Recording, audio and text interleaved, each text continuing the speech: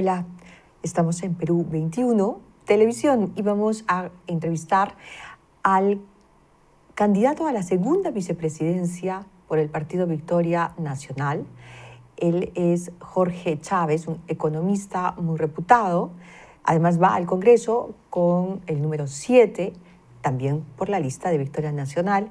Y en este momento pues debe encontrarse por lo menos muy preocupado, ya que su líder, George Forsyth, está enfermo de COVID y por lo menos hoy no hemos visto ninguna manifestación suya a través de las redes sociales. Jorge, gracias por esta conversación. ¿Cómo está usted? ¿Cómo está George Forsyth? Muchas gracias, Cecilia, por la entrevista. Bueno, yo estoy bien, felizmente, no tengo COVID. Es muy lamentable que George haya sido contagiado. Bueno, es un riesgo para todos los candidatos en este momento que estamos en esta campaña electoral. Y bueno, ha sucedido en el peor momento, en los días cumbre de la campaña, donde teníamos que hacer el remate final.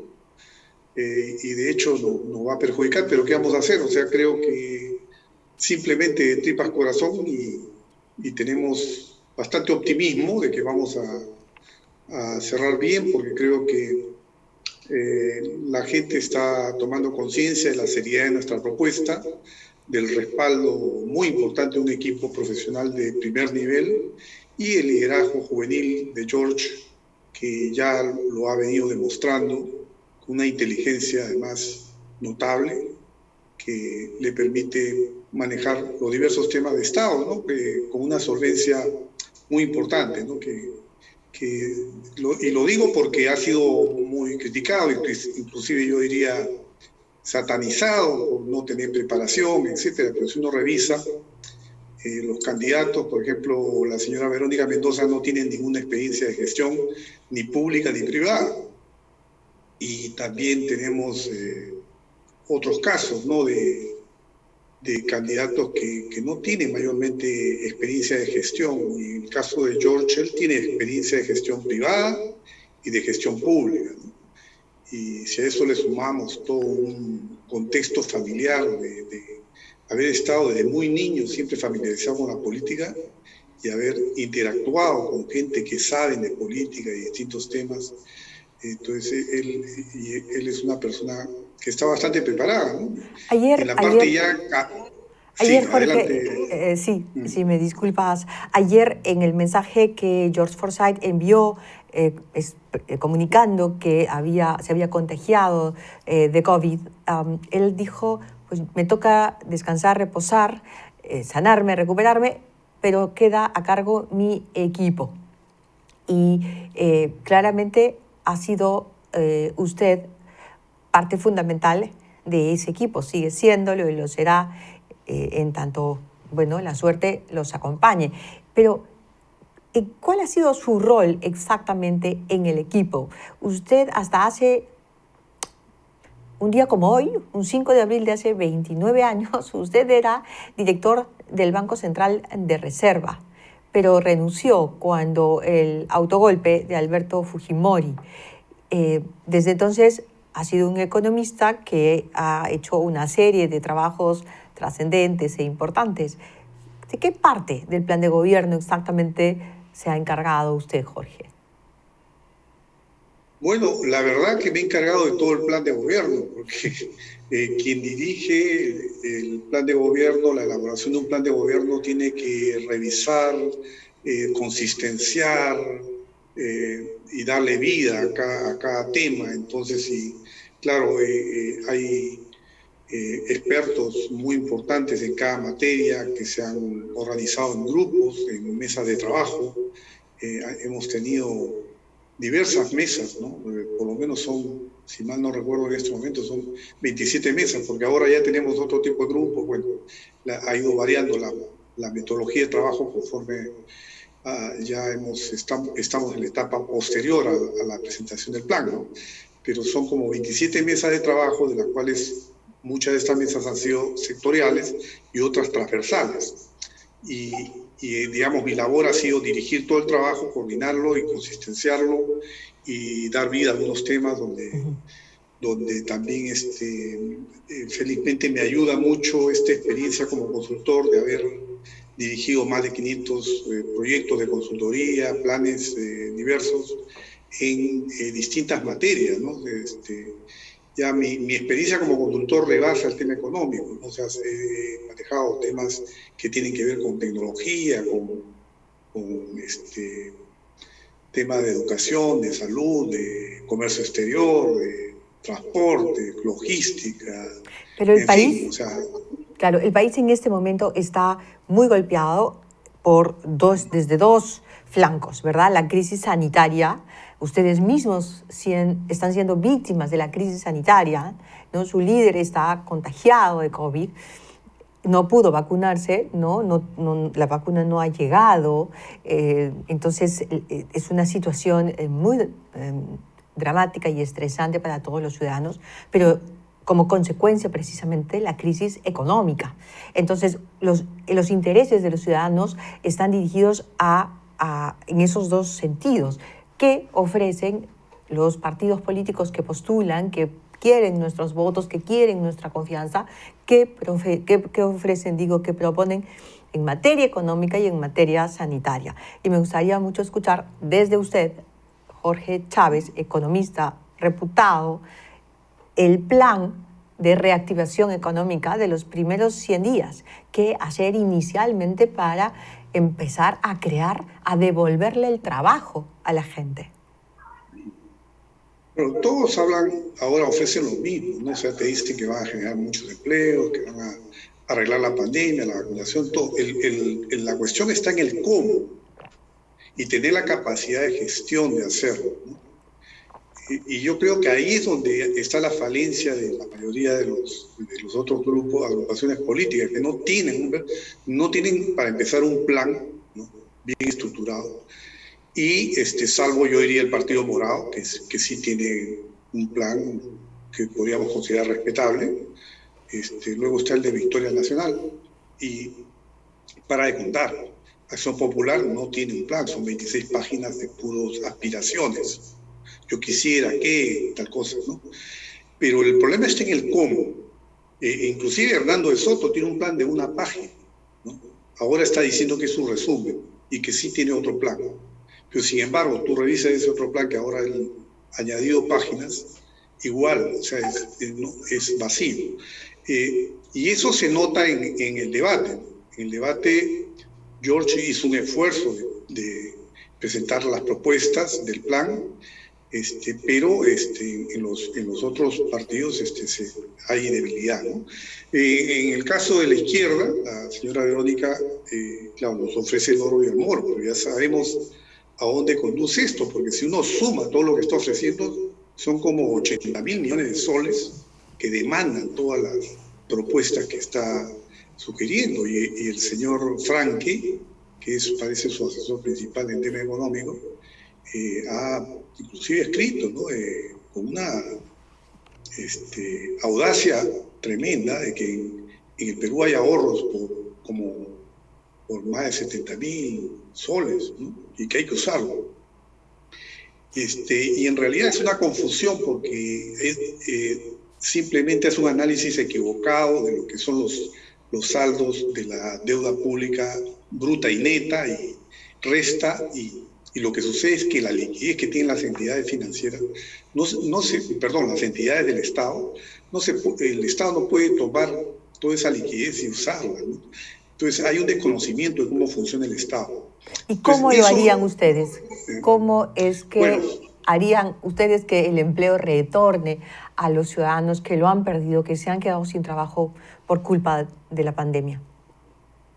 Bueno, lo que vamos a hacer es una reactivación resiliente, una reactivación que al mismo tiempo transforme la economía desde la base, la pirámide económica y social, o sea, desde las micro y pequeñas empresas informales, que son las que nunca han tenido una ayuda del Estado. y que son las que representan el 58% del consumo privado y son las que han perdido los puestos de trabajo que en ese momento el Perú dejó de tener. 3 millones de empleos que se han perdido ahí, en ese sector. Y entonces siempre lo que se ha pensado cuando todos los gobierno tras gobierno, te hablan de resolver el problema de la informalidad. Pero cuando llegan, lo que hacen es ayudar a las grandes empresas para que sean las grandes empresas las que arrastren a los que están trabajando en la informalidad. Pero si estos que están en la informalidad no tienen las competencias para ingresar a trabajar, ni esta locomotora de la moderna, digamos, que son las grandes empresas, tienen la fuerza de tracción para poder arrastrar a toda esa jóvenes, toda esa fuerza laboral que está en la informalidad. O sea, no hay forma que podamos salir de este entrampamiento de una economía que se ha quedado entrampada, porque ya venía perdiendo dinamismo desde hace mucho tiempo atrás y que ahora con la pandemia se ha agudizado. Entonces nosotros lo que vamos a hacer es centrar todo el esfuerzo en la micro y pequeña empresa informal y volcarlas a plataformas tecnológicas y a través de esas plataformas tecnológicas brindarles asistencia técnica, asesoría de gestión, crédito barato, insumos, de tal manera que tengamos clústeres, redes de micro pequeñas empresas, o sea, de negocios que puedan tener inclusive respaldo de una marca, convertirse en una especie de franquicias para poder tener niveles de competitividad que hoy no tienen. O sea, ser rentables. Hoy en día son negocios de sobrevivencia. Entonces nosotros lo que queremos es transformarlos en negocios rentables, ¿no? Ahora, Jorge, usted sabe positivamente que la gran empresa y la empresa formal es la que sostiene la empleabilidad en el país, pero también está golpeada y también está sufriendo los estragos de la pandemia. Entonces, ¿cómo no solo reactivar el sector informal, que es una propuesta, por supuesto, alentadora, pensando en el emprendedurismo, que además hemos aplaudido muchos años? También cómo hacer con el sector formal, cómo protegerlo de la quiebra en muchos casos, porque la pandemia ha cobrado y ha golpeado brutalmente. Bueno, cuando digo focalizarnos en la base de la pirámide económica, me refiero a usar los recursos del Estado concentrados ahí. Pero en el caso ya de la grande, la mediana empresa, que ciertamente hay que defenderla también y hay que dinamizarla, ahí no necesitamos muchos recursos del Estado, lo que necesitamos simplemente es dar confianza, reglas de juego claras y estables, y tener una visión de desarrollo compartido con el sector privado que permita sacar adelante grandes proyectos de inversión, que permita desarrollar ciudades intermedias, y que permita desatorar las ciudades actuales que son caóticas y aprovechar este caos que ha sido generado justamente por esta prédica de un Estado que titula propiedades, ¿no? y que ha incentivado el tráfico de tierras, que ha incentivado el crecimiento horizontal caótico en las ciudades, que no permite que el Estado pueda llegar con servicios públicos a aquellas viviendas que están ubicadas en zonas muy elevadas o al lado de los ríos, que son peligrosas. Entonces, tenemos que reconfigurar todo el tema de las ciudades. Vamos a crear ciudades intermedias. Ahí va a haber mucha inversión privada para todo lo que es negocios inmobiliarios. Vamos a dar una fuerza tremenda. Lo que garantiza la inversión privada es la confianza, ¿verdad?, en lo público. Pero ¿cómo otorgar confianza si no somos capaces de construir estabilidad y gobernabilidad? Cualquiera que llegue al gobierno, hay un grupo, se puede llamar un pelotón de aspirantes que están prácticamente empatados a una semana de las elecciones. Cualquiera que llegue al gobierno va a necesitar conciliar con el Congreso y en el Congreso habrá, si no 10, 12 bancadas, todo muy fragmentado, con propuestas y con ideas muy dispersas. ¿Cómo propondrían ustedes precisamente la confianza? ¿Cómo la promoverían? ¿Cómo le garantizarían a los inversionistas la estabilidad que necesitan para invertir? Bueno, nosotros sabemos de que vamos a tener que gobernar generando consenso, porque nuestro sistema político está fragmentado, ¿cierto? Eso es indudable. Y también que hay que hacer algunos cambios en la Constitución, porque la Constitución tal como está se convierte en